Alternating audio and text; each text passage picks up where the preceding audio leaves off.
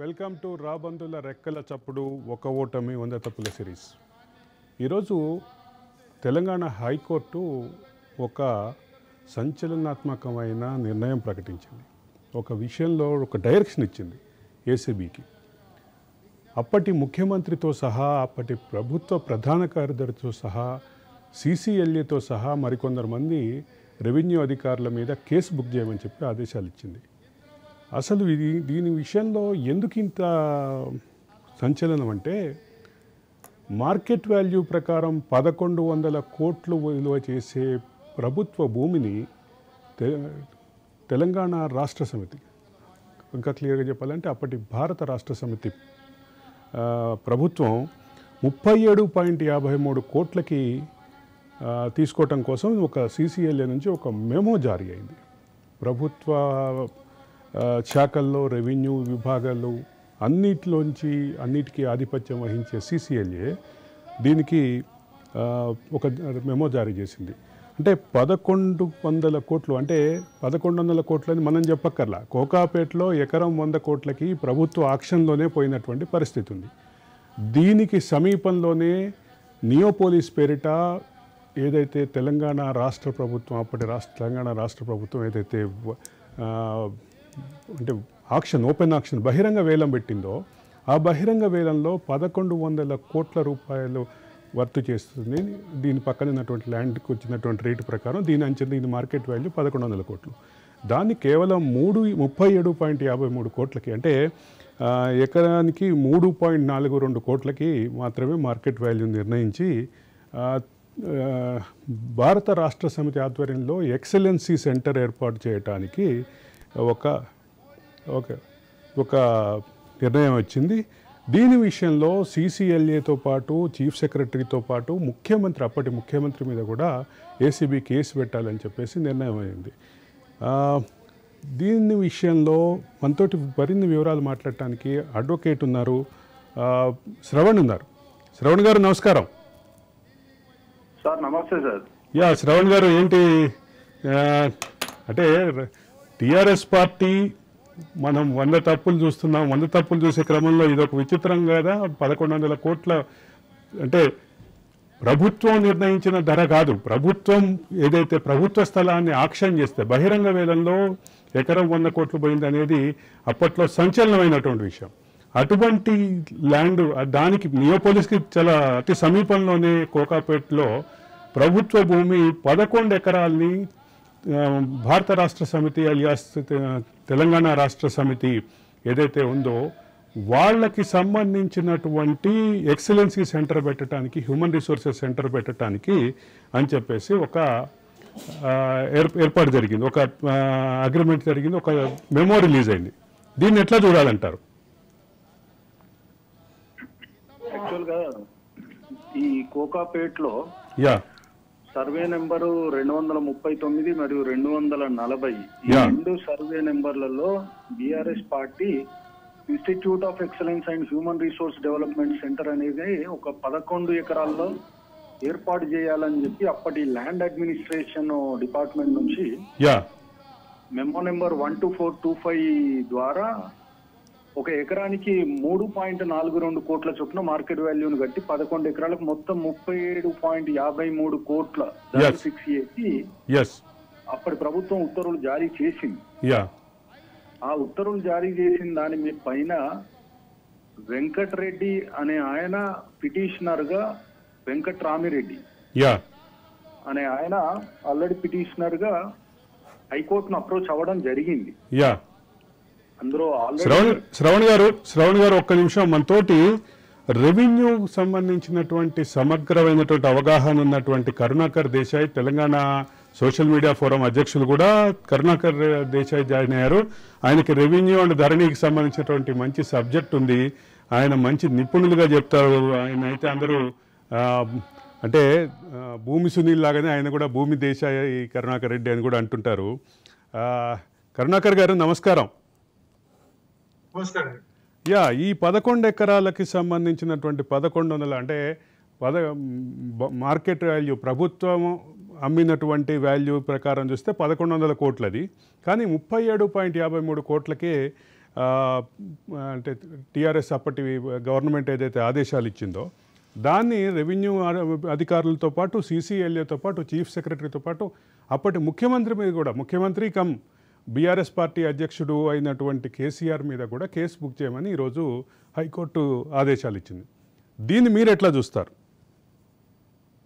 ఒకటి ఇది ఒక చిన్న ఇది ఇది ఇది ఒక చిన్న అధికార ఇది ఒక చిన్న అధికార దుర్వినియోగం అరవింద్ గారు. ఇది ముఖ్యంగా ఈ ప్రభుత్వ భూములు ఏదైతే దరిద్రపు ధరణి ఒక సాఫ్ట్వేర్ ద్వారా మొత్తం హైదరాబాద్ చుట్టుపక్కల 1,00,000 ఎకరాలు తన గుప్పిట్లో పెట్టుకొని తన అనుంగులకు డబ్బులు తీసుకొని కొన్ని 100 ఎకరాలు చేతులు కూడా మారినాయి.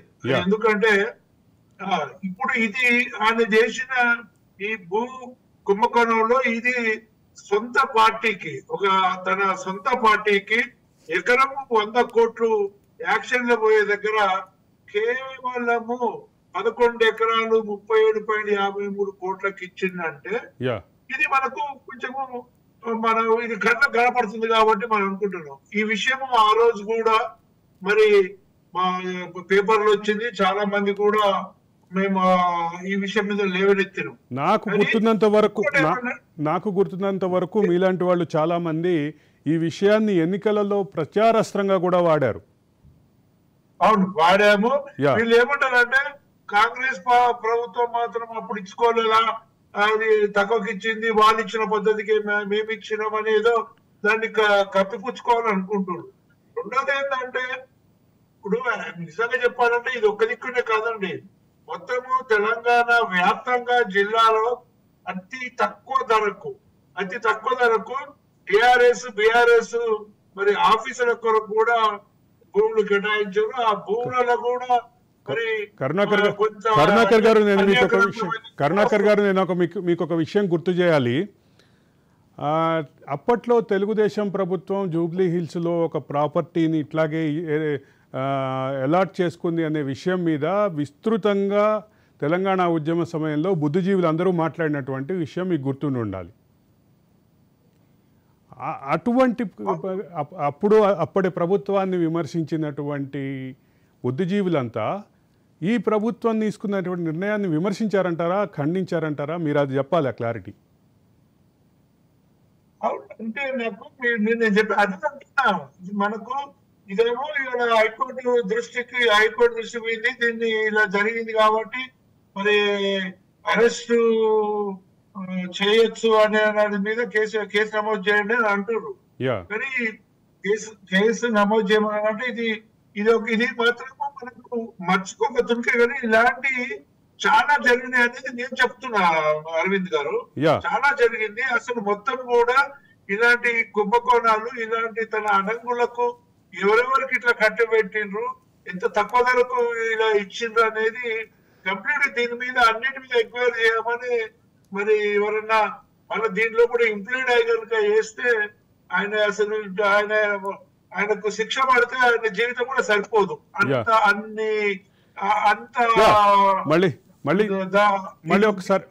మళ్ళీ ఒకసారి శ్రవణ్ గారి దగ్గరికి వెళ్ళొద్దాం. శ్రవణ్ గారు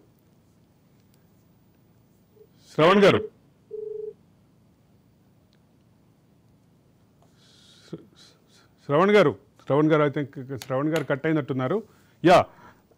కరుణాకర్ గారు అంటే 1,100 కోట్ల భూమిని 37.53 కోట్లకి ఇది ఎట్లా డీల్ ఎట్లా అంటే వడ్డించేది వాళ్లే, భోజనం చేసేది వాళ్లే అనే పరిస్థితి ఉండే.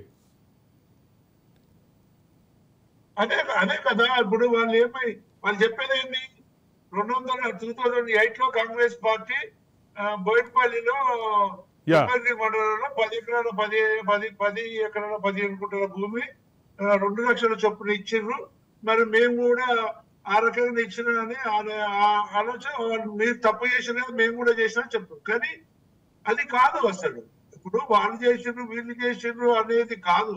ఇప్పుడు ఈ విషయం మీద కూడా మీకు తెలుసు, మరి వేరే వాళ్ళకేమో ఎక్కడనో ఎక్కడనో ఒక దిక్కున దూరంగా ఎక్కడనో ఇచ్చిండ్రు. మరి కులాలకు కూడా ఇప్పుడు మన రెడ్డి వాళ్లకు, తర్వాత వెల్మ తర్వాత కమ్మ వీళ్ళకేమో కోకపేట దగ్గర ఇచ్చిన అనేది కూడా ఒక ఇష్యూ ఉంది. అసలు ఎందుకు నేను అనేది ఏంటంటే ఇప్పుడు ఇంత కాస్ట్లీ భూములను తక్కువ ధరకు ఇస్తుండ్రంటే ఇది కంపల్సరీ ఒక మరి దీన్ని ఈ విషయంలో ఆలోచించాల్సిన అవసరం ఉంది. మరి హైకోర్టు కేసు పెట్టమని అన్నది కానీ మరి కేసు మరి ఏ రకంగా ఏ సెక్షన్ కింద పెడతారు ఏది అనేది మరి తెలియదు. మరి ఇది దీని మీద మరి మన శ్రవణ్ గారు చెప్పాలి. మరి మనకున్న సమాచారం ప్రకారం అయితే ఏసీబీకి క్రిమినల్ కేసు బుక్ చేయమని చెప్పి ఆదేశాలు ఇచ్చినట్టుగా సమాచారం ఉంది. మనకి ఆయన కట్టయ్యారు కాబట్టి చూద్దాం. మా ప్రతినిధి మహేందర్ లైవ్లో అందుబాటులో ఉన్నారు. మహేందర్,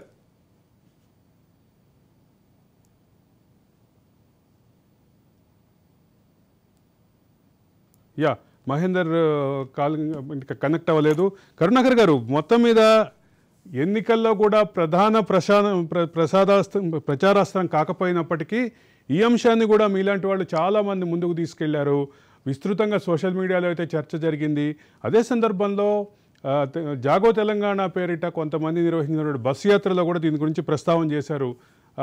అంటే మొత్తం మీద ఈ అంశం కూడా చాలా ఖరీదైనటువంటి స్థలాన్ని చాలా తక్కువ ధరకి అంటే కేటాయించుకోవటాన్ని కాకుండా కొట్టేశారు అనేటటువంటి చర్చ అయితే తెలంగాణ సమాజంలో జరిగిందంటారా లేదా? అవును, ఇదే కదండి. ఇప్పుడు అసలు యాక్చువల్గా చెప్పాలంటే మరి అసలు ఇలాంటి నిర్ణయాలు తీసుకునేటప్పుడు అతను ఏమనుకున్నారంటే అందరు ఏది ఉంటుంది నిజాం నవాబు అనుకున్నట్టే ఈయన పాలన చేసిండు. నిజాం నవాబు కూడా కానూను కిదరే మేరా మూసే జో నికల్తా ఓయి కానూన్ అన్నట్టు చట్టం ఏమున్నది నా ఇష్టారాజ్యంగా చేస్తా, నేను ఏదనుకుంటే గదే చట్టం, నేను ఎట్లా పోతే అట్లా అదే ఇది, నేను ఎంత చేస్తుంది ఎన్ని అవన్నీ చేస్తుంది ఏమైతుంది అనే ఆలోచన ఆయనకు ఆ అహంకారం వచ్చిన తర్వాత అది 100 కోట్ల భూమి ఎకరా 100 కోట్ల భూమిని నేను ఎంతకైతుంది నేను ఎంతకంటే అంతకిస్తా, రేపు విద్యార్థులే మంత్రివర్గాలు పెడితే ఎవరైనా అడుగుతోడు ఉన్నాడా, ఏం అడుగుతోడు లేడు కాబట్టి ఏంటంటే అది జరుగుతుంది అనుకున్నాడు. కానీ ఇవాళ మరి ఎప్పుడైనా ఒక్క తిరిగి ఉండదు కదండి. ఇప్పుడు న్యాయస్థానాలు కూడా ఆలోచిస్తాయి. ఒక పార్టీకి తన సొంత పార్టీ అధికారంలో పార్టీకి 100 కోట్లకి ఎకరం పోయే దగ్గర అతి తక్కువ అంటే మన ఉద్దేశంలో 3 కోట్ల చిల్లర అంటే 11 ఎకరాలకు 37 కోట్ల 53 లక్షలకు ఇచ్చిందంటే ఎకరానికి 3.42 కోట్లకి మాత్రమే ఇచ్చారు. నాకు గుర్తున్నంత వరకు దీంట్లో అలాట్మెంట్కి అయ్యే రెవెన్యూ ఎక్స్పెండిచర్ను కూడా మినహాయిస్తూ అప్పట్లో మెమో జారీ చేసినట్టుగా నాకు గుర్తు. బట్ అది ఒకసారి సబ్జెక్ట్ టు కరెక్షన్. అది నాకు గుర్తున్న ప్రకారం అయితే అది అంటే ల్యాండ్ హ్యాండ్ ఓవరింగ్ ఛార్జెస్ అంటారు దాన్ని. ఆ ల్యాండ్ హ్యాండ్ ఓవరింగ్ ఛార్జెస్ నుంచి కూడా మినహాయింపు ఇచ్చారు. అది కూడా భారతదేశంలోనే 2వ అత్యంత ధనికమైనటువంటి పార్టీ అని ఆ పార్టీ అధ్యక్షుడే చెప్పినటువంటి పార్టీకి కేటాయించినటువంటి స్థలం. మహేందర్ ఉన్నాడు మన తోటి, మా ప్రతినిధి మహేందర్. దీనికి సంబంధించినటువంటి సమాచారం మరింత సమాచారం ఇస్తారు. మహేందర్. కోకాపేట ల్యాండ్లు అంటేనే మొత్తంగా కూడా 100 కోట్ల ఎకరం 50 కోట్ల ఎకరం అంటూ తెలంగాణలో మొత్తంగా రియల్ ఎస్టేట్ ఒక సృష్టించబోతుంది, ఒక విప్లవాత్మకంగా వస్తుంది అన్నట్టుగా కోకాపేటను చూపించారు. 100 కోట్ల ఎకరం అంటూ ఆక్షన్లు వేయడం, రకరకాల మొత్తంగా కూడా కోకాపేట రియల్ ఎస్టేట్ అంతా కూడా కోకాపేట వైపే చూసేలాగా గత ప్రభుత్వం అయితే చేసింది. అయితే దీంట్లో వారు తీసుకున్న నిర్ణయాలన్నీ కూడా స్వలాభం కోసమేటట్టుగా అనేక నిర్ణయాలన్నీ కూడా ఇప్పటికే కొత్తగా ఏర్పడిన ప్రభుత్వం అయితే తప్పుపడుతుంది. ఆ రకంగా ప్రభుత్వము వదిలిపెట్టినా కూడా ఇటు సామాజికవేత్తలు కావచ్చు, అడ్వకేట్లు కావచ్చు, తెలంగాణలో ఉద్యమకారులు కావచ్చు, వీరంతా కూడా గత ప్రభుత్వం చేసినటువంటి నిర్ణయాల అభివృద్ధి కార్యక్రమాల్లోనూ పేరిట చేసినటువంటి పనులు కావచ్చు, తీసుకున్న నిర్ణయాలు కావచ్చు, అలాగే భూములు ఎక్కడెక్కడ ఏవి చేశారనేది కావచ్చు, ధరణి పైన కావచ్చు, వీటన్నిటిపైన హైకోర్టులో సుప్రీంకోర్టులో పిటిషన్లు వేస్తూనే ఉన్నారు. వాళ్ళకి ఇష్టం వచ్చినట్టుగా జీవోలు తీసుకొచ్చారు, ఇష్టానుసారంగా భూములు తీసుకున్నారన్నట్టుగా. అయితే ఇప్పుడు తాజాగా మాజీ ముఖ్యమంత్రి పైన కేసు నమోదు చేయాలంటూ హైకోర్టు ఆర్డర్ ఇచ్చింది. మరి ఇది ఒక సంచలనంగా మారిన విషయం. ఇటు ప్రభుత్వ కవికం ఎక్కడైనా సరే కొత్త ప్రభుత్వం వచ్చిన తర్వాత ప్రభుత్వం జోక్యం చేసుకొని దీనిపైన దాదాపు ఆదేశాలు ఇస్తుంది. కానీ ఇక్కడ ఒక ప్రైవేట్ వ్యక్తి వెంకట్రామరెడ్డి ఇచ్చినటువంటి పిటిషన్కు స్పందించినటువంటి హైకోర్టు ఇటు మాజీ ముఖ్యమంత్రికి పైన కేసు నమోదు చేయాలి అనేటట్టుగా, అలాగే గతంలో రెవెన్యూ సెక్రటరీగా ఉన్నటువంటి నవీన్ మిట్టల్ అలాగే ప్రధాన కార్యదర్శి ఇతర సిబ్బంది పైన కూడా కేసు నమోదు చేయాలని అవినీతి నిరోధక శాఖ డైరెక్టర్ జనరల్కు ఆదేశించింది. దీంట్లో ప్రధానంగా కోకాపేటలో స్కిల్ అండ్ డెవలప్మెంట్ పేరిట టీఆర్ఎస్ పేరిట ఎక్సలెన్స్ సెంటర్ ఏర్పాటు చేస్తామంటూ 11 ఎకరాలు అక్కడే టీఆర్ఎస్ కార్యాలయం కూడా కడతామని 11 ఎకరాల భూమి తీసుకున్నారు. అయితే అదే కోకాపేటలో 100 కోట్ల ఎకరం పలికిన భూమి మరి బీఆర్ఎస్ పార్టీ కార్యాలయం కోసం కావచ్చు ఇతర అభివృద్ధి కోసం అంటున్న చెప్పినటువంటి భూమి కేవలం 3.42 కోట్లు 3,47,00,000 మాత్రమే ఉందన్నట్టుగా అప్పటి కలెక్టర్ దానిపైన కూడా చర్చ చేశారు. మహేందర్, ఇక్కడ ఒక కీలకమైనటువంటి విషయం గమనించాలి. 100 కోట్లు అనేది మనం చెప్పే మాట కాదు. 100 కోట్లు ప్రభుత్వం ఇచ్చినటువంటి బహిరంగ ఆక్షన్లో కొన్ని కంపెనీలు 100 కోట్లు పెట్టి కొన్నాయి. ఇది వాస్తవం, ఇది బహిరంగ రహస్యం, బహిరంగంగా అందరికీ తెలిసినటువంటి సత్యం. దీన్ని తీసుకొచ్చి 3.42 కోట్లకి తీసుకెళ్ళటం, పైగా ఇదే బీఆర్ఎస్ పార్టీకి టీఆర్ఎస్ పార్టీకి మొదటి దశలో ఉన్నప్పుడు కాంగ్రెస్లో 2004లో వైఎస్ రాజశేఖర రెడ్డి ప్రభుత్వం జూబ్లీ హిల్స్లో ఆల్రెడీ కొంత ల్యాండ్ అలాట్ చేసింది. అప్పుడు మంత్రివర్గ తీర్మానంతో అది ఏర్పాటైంది.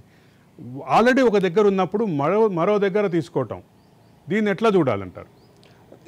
దీన్ని అధికార దుర్వినియోగంగా మనం పరిగణించవచ్చు. ఆ రకంగానే పరిగణిస్తూనే కూడా ఇటు సామాజికవేత్తలు, ఉద్యమకారులు, తెలంగాణ ప్రజానిక ప్రతి ఓటరు కూడా ఇటు గత ప్రభుత్వం చేసిన తప్పులన్నిటిపైన ప్రతిదీ కేసులు అయితే అనేకమైతే వేశారు. ఇది కేవలం ఒక ఎగ్జాంపుల్ మాత్రమే అనుకోవచ్చు. వెంకట్రామరెడ్డి వేసినటువంటి పిటిషన్ స్పందిస్తూ కోర్టు ఏసీబీ డైరెక్టర్కు అరెస్ట్ కేసు నమోదు చేయాలని చెప్పడం, ఇలాంటివి ఇంకా చాలా ఉన్నాయి. ఆ 111 జీవో అంశం కూడా కావచ్చు. 111 జీవోను కూడా మొత్తం సమూలంగా తీసి 69 జీవో తీసుకొస్తామన్నారు. మరి అది ఇప్పటివరకు కూడా అరుగుపడలేదు. అది ఒక టాపిక్ అనుకుందాం. అలా కూడా దాదాపు అలాంటి నిర్ణయాలు తమకు ఇష్టం వచ్చినట్టుగా తమ భూములు 100 ఎకరాలు ఇప్పటికే మాజీ ముఖ్యమంత్రి కొడుకు కావచ్చు, కూతురు కావచ్చు, అనేక 100 ఎకరాలు ఉన్నాయని, జనవాడలో భూములు ఉన్నాయని ఇటు కాంగ్రెస్ పార్టీ గతంలో ఆరోపించింది. ఒక ఫామ్ హౌస్ పేరు పెట్ట జనవాడలో ఉన్నటువంటి ఒక ఫామ్ హౌస్ పేరు పెట్ట డ్రోన్లు ఎగరేసిన వేసులో ఇటు ఇప్పుడున్న ముఖ్యమంత్రి కేసు కూడా పెట్టినటువంటి విషయం గుర్తుంది. అది కూడా కేసు. అంటే ఈ రెక్కన మొత్తం కూడా ల్యాండ్ అనేది వాళ్ళ చేతిలోకి వెళ్ళింది. ఇంకా కీలకమైనటువంటి అతి కాస్ట్లీ ల్యాండ్ అనేటువంటి కోకాపేట ల్యాండ్ కేవలం 3 కోట్లకి ఆక్షన్ ఇప్పుడు 11 మహేందర్ ఒక చిన్న అనుమానం వస్తుంది. అంటే సహజంగానే ఇటువంటి కేసులు పెట్టే క్రమంలో ఆశ్రిత పక్షపాతం, అదే సందర్భంలో అధికార దుర్వినియోగం, ఇటువంటి సెక్షన్లు పెడతారు. ఈ సెక్షన్లకు సంబంధించి ఏమన్నా క్లారిటీ వచ్చిందా మనకి?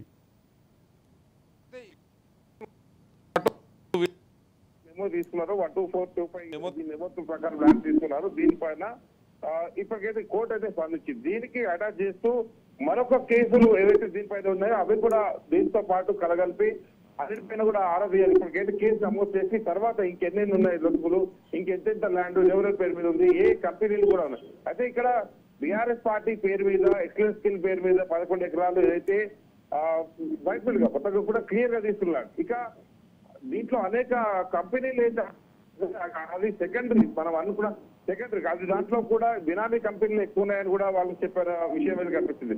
ఒకవేళ కంపెనీల పేరు మీద కొన్న ల్యాండ్లకి పార్టీ కార్యాలయం కోసం ఇంత మాత్రమే ల్యాండ్ ఇంత తక్కువ తీసుకోవడం, మరి ఇదంతా కూడా ఎంత కడతారనుకున్నారు? ఇప్పటికే కులాల భవనాల కోసం అంటూ కూడా కాస్ట్లీ ల్యాండ్ అనేటువంటి దాన్ని కూడా ఇవ్వడం జరిగింది అదే ప్రాంతంలో. ఇప్పుడు ఇవన్నీ కూడా ఒక్కొక్కటిగా బయటకు వస్తున్న పరిస్థితి కనిపిస్తుంది. 100 తప్పులు ఏదైతే రాజ్ న్యూస్ కథనాలు అయితే ప్లేస్లో అవిట్లలో ఇది ఒక తప్పుగానే ప్రధాన తప్పుగా కూడా వర్ణించవచ్చు. ఇప్పటికే ధరణి పైన అనేక వస్తున్న నేపథ్యం ఇదే ప్రధానంగా కేసీఆర్ పైన, మాజీ ముఖ్యమంత్రి పైన ఒక పౌరుడు వేసినటువంటి పిటిషన్కు హైకోర్టు స్పందించి కేసు పెట్టాలి అని ఏసీబీకి రిఫర్ చేయడం ఏదైతే ఉందో ఇది సంచలనమనే చెప్పొచ్చు. మరి దీనిపైన ఇటు బీఆర్ఎస్ శ్రేణులు కానీ ఇప్పటివరకు అయితే ఎవరు స్పందించలేదు. మరి తదుపరి చర్యలు ఎలా ఉండబోతున్నాయి, బీఆర్ఎస్ పార్టీ స్పందన ఎలా ఉంటుంది? మీరు అలాగే లైవ్ లో కొనసాగండి. ఒక్కసారి కరుణాకర్ గారి దగ్గరికి వెళ్ళి మళ్ళీ వద్దాం. కరుణాకర్ గారు, అన్ని వైపుల నుంచి కేసీఆర్కి అంటే ఉచ్చు బిగుచుకుంటోందా? ఇది మొదటి స్టెప్గా భావించాలా? ఇది సగటు తెలంగాణ ఉద్యమకారుడిగా మీరేమంటారు?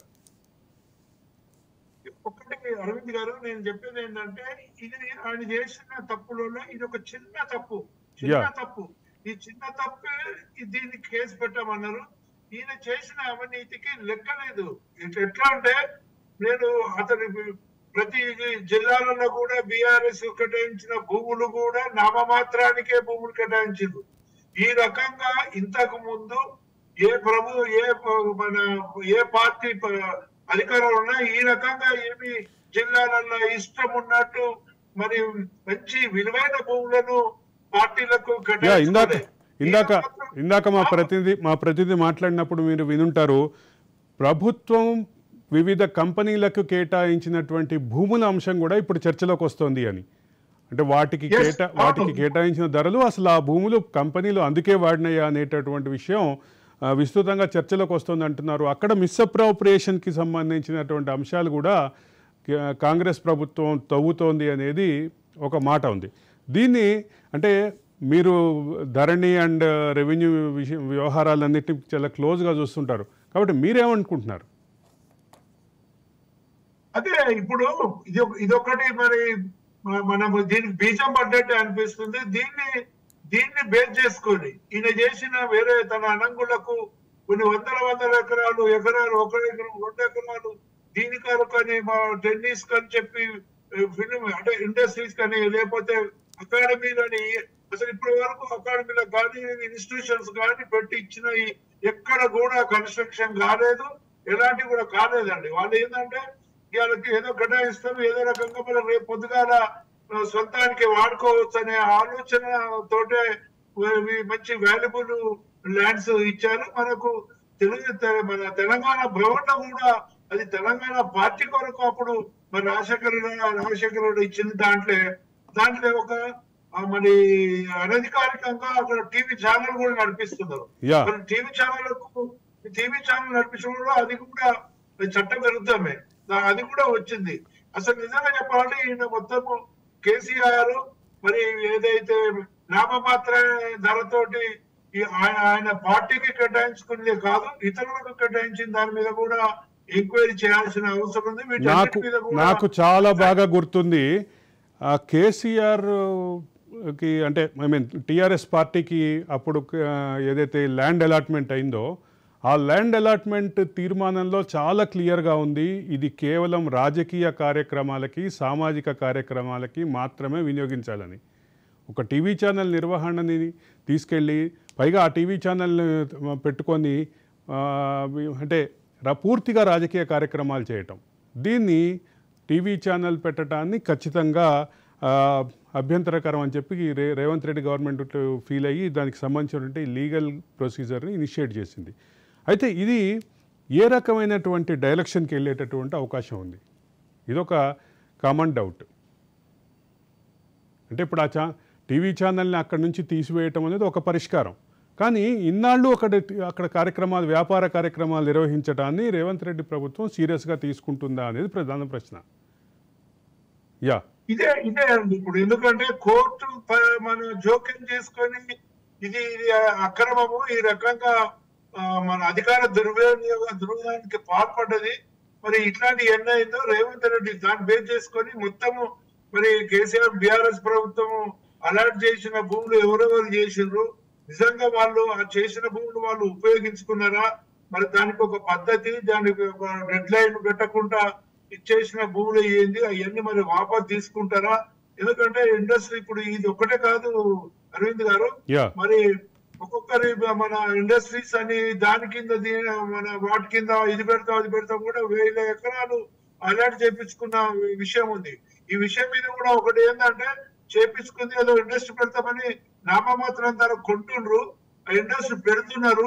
ఏదో లాస్ అయింది అంటారు, దాన్ని ఏదో చేస్తారు, మరి ఆ భూమిని మళ్ళా అమ్ముకుంటారు. దీని మీద ఒక చర్చ కూడా జరుగుతుంది. మామూలుగా అదే సందర్భంలో ఇటీవల పరిశోధనలో తెలిసినటువంటి కొత్త అంశం ఏంటంటే 4 చోట్ల శ్మశానాల నిర్వహణకు కూడా ప్రభుత్వం ఒక సంస్థకి భూమి కేటాయించింది అని. దీనికి సంబంధించి పరిశోధన చేస్తున్నాం. దానికి సంబంధించి పూర్తి సమాచారంతో మళ్ళీ ఇంకో ఎపిసోడ్ కూడా చేస్తాం.